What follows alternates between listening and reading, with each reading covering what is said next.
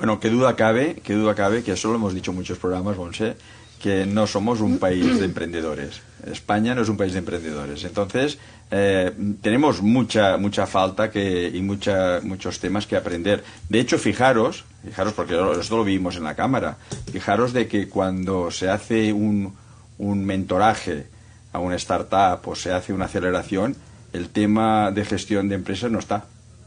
O sea, hablamos de creación de equipo, que sea multidisciplinar, que coja toda la serie de temas que hará falta para la startup, ¿no?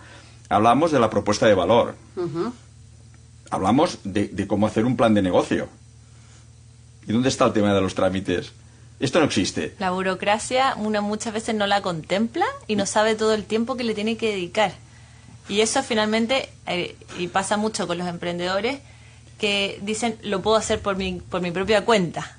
Y finalmente, la cantidad de recursos que invierten intentando saber efectivamente qué es lo que tienen que hacer, y muchas veces pierden, lamentablemente, porque si no se asesoran o porque encontraron información en internet, lo hacen, por ejemplo, de cierta forma y lo que les conveniera a otra, pierden tiempo y pierden recursos. O sea, finalmente, por eso estamos un poco con esta misión de Entre Trámites, de que queremos ayudarlos, no solamente a partir de la gestoría, sino que también a través de todo el contenido que vamos generando en nuestro canal de YouTube, en nuestro blog, porque queremos que la gente se simplifique un poco la vida. O sea, ya emprender es un desafío.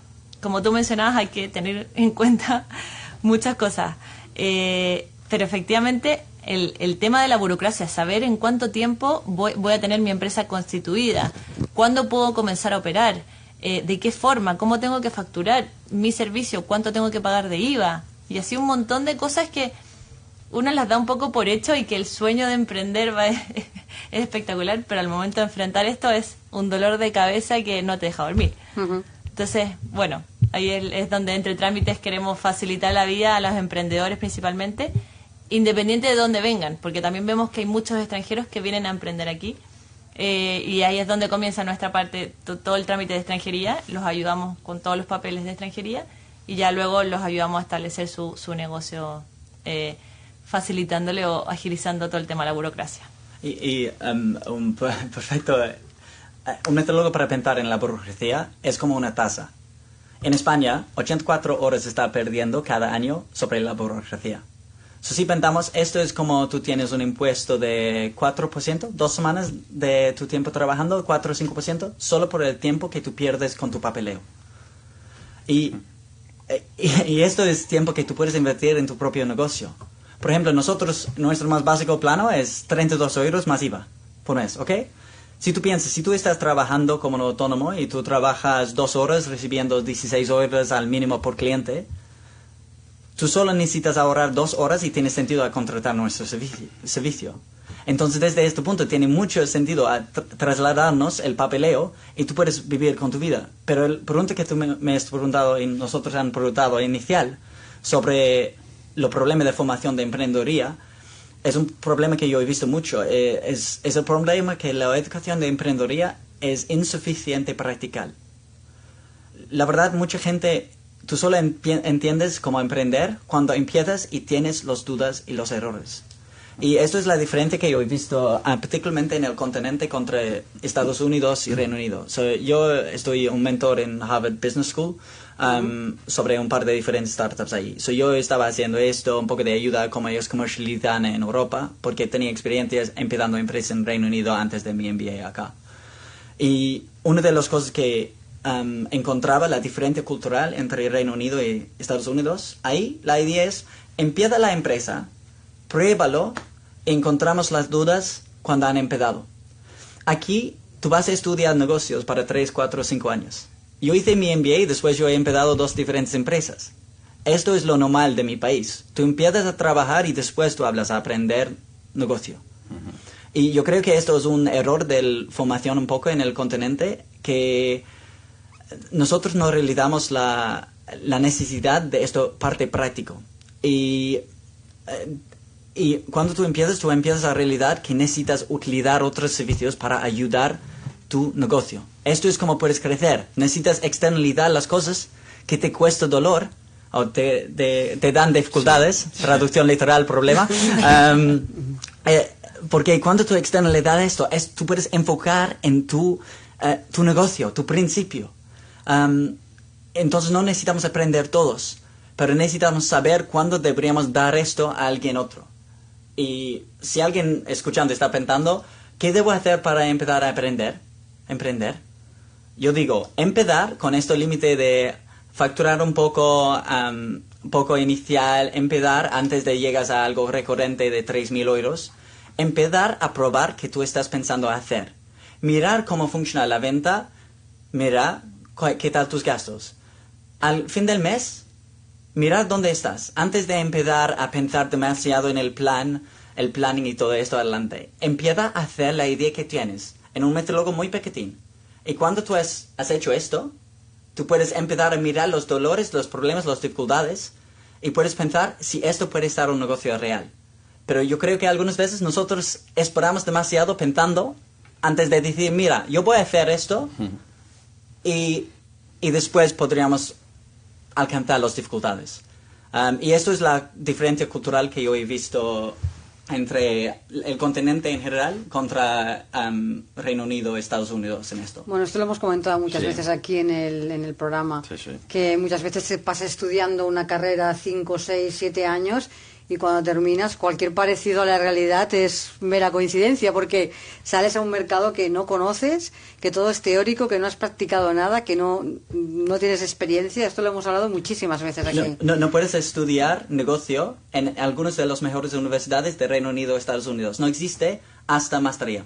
Necesitas empezar a trabajar hasta puedes empezar a estudiar negocios. Sí, aprender haciendo. Sería el lema. Es la mejor escuela, finalmente. Sí. Claro, si precisamente nosotros teníamos un interés, muy especial en que vinierais, porque es que ni en los modelos de negocio está el coste que tiene todo el tema burocrático de una gestión de empresa. No están. Entonces, claro, como tú decíais vosotros, tanto Javier como tú, Luis, esto tiene que estar como un coste fijo, pero ya no variable, fijo.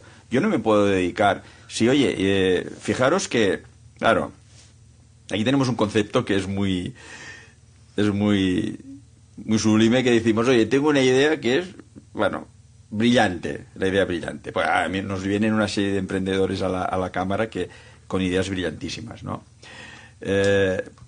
Yo pienso que no son ideas, porque muchos dicen que ya tienen el proyecto. Bueno, pues entonces yo pienso que el recorrido que hay que hacer, como tú decías, desde que tengo la idea hasta que realmente hago la primera factura, que es cuando realmente vas a ser emprendedor, antes no eres nada, antes lo que estás haciendo es un anteproyecto de no sé qué. Entonces, cuando tú realmente haces la primera factura, es cuando realmente empiezas a ser emprendedor. Y empieza el recorrido a llegar a ser empresario. Pues todo este recorrido, que nosotros en la Cámara lo hemos visto y lo estamos haciendo en las mentorías, a nosotros, y a mí particularmente, me faltaba esta pata, que es la gestión de empresa. Claro, de hecho, hemos cerrado el círculo con todas las personas que habéis venido, los invitados que habéis venido al programa, y faltaba esto para cerrarlo, ya que era cómo las empresas y las startups se van mentalizando de que esto es un tema que lo tienen que tener encima de la mesa. Y además, con la pandemia, como vosotros decíais, claro, y además, si lo hacéis todo online, pues aún más. Con la pandemia hemos visto de que hemos adelantado 5 años el mundo digital. Pero con todo y con eso, no tenemos esta cultura de emprendeduría. Entonces, empresas como la vuestra, Entre Trámites, que facilitáis este recorrido y el no tener que pensar, porque además hay una cosa, hay 2 temas. Uno, que tienes que hacerlo, y luego que lo hagas bien, porque si no vas a estar sancionado, con lo cual ahí tienes un valor capital. ¿Qué opináis vosotros de esto? O sea, estoy totalmente de acuerdo contigo. Creo varios de los socios somos emprendedores de otros, con otras experiencias. Y la verdad es que cuando uno comienza con esta idea, este sueño, muchas veces plantea, por ejemplo, el marketing, ¿qué voy a hacer? Yo vengo del mundo del marketing. Es muy entretenido pensar cómo va a ser mi marca, cómo va a ser mi logo. Pero finalmente, si yo no tengo este pie de legalmente estoy constituyendo algo que está bien, la factura que estoy presentando, la estoy presentando a tiempo, cuáles son las responsabilidades que tengo como emprendedor, cuáles son las responsabilidades que tengo con mis empleados. Esa parte que es la parte dura y que uno intenta evitar, muchas veces nos ha pasado que vienen clientes que alguien conocido les está llevando este tema. Y lamentablemente, o sea, si ese conocido es experto, espectacular. Pero muchas veces vienen cuando ya es demasiado tarde. Cuando ya, como mencionabas tú, ya están lamentablemente en las multas, presentaron tarde los papeles, o simplemente se les olvidó. Y en el fondo, y ya no los han presentado. Entonces llegan con 2, 3 años de decir, la verdad es que mira, estos son mis antecedentes, ayúdenme a ordenar este negocio porque es un negocio que efectivamente es rentable, pero la cantidad de multas que estoy pagando, o sea, no me lo esperaba nunca. Y cosas tan simples de decir, ya, perfecto, ¿cuáles son los distintos impuestos? ¿Qué es el IVA? ¿Qué es el IRPF? ¿Qué en el fondo, cuáles son mis deberes, tanto personales como empresario, como de mi empresa? Y hay tantas situaciones también. O sea, ¿qué pasa si el socio, si quiero traer un socio que no sea europeo? Hoy en día hay un montón de limitaciones en que ese socio que no es europeo tiene que cumplir con ciertos requisitos legales para poder tener una empresa y participar de una empresa aquí. Y uno cree en la cabeza de uno que todo es tan simple hasta que se enfrenta a estos temas que te retrasan, por ejemplo, tener un socio, tener un inversionista. Y si no te asesoras correctamente, te puede costar muy caro. Y más aquí, porque aquí somos un país sí. complicado, sí. burocráticamente. Hay que hacer miles de papeleos para absolutamente todo. Mira, tú has tocado... Sí, perdona, Montse, sí. Porque ahora me viene un tema que tocamos en un programa. Tú has dicho una cosa que me parece de vital importancia. Y aquí no tenemos en cuenta, que es el tema de los inversores. O sea, yo soy una startup y... voy a buscar financiación, voy a buscar inversores. Y entonces el inversor dice, bueno, muy bien, yo voy a poner dinero porque me gusta el proyecto.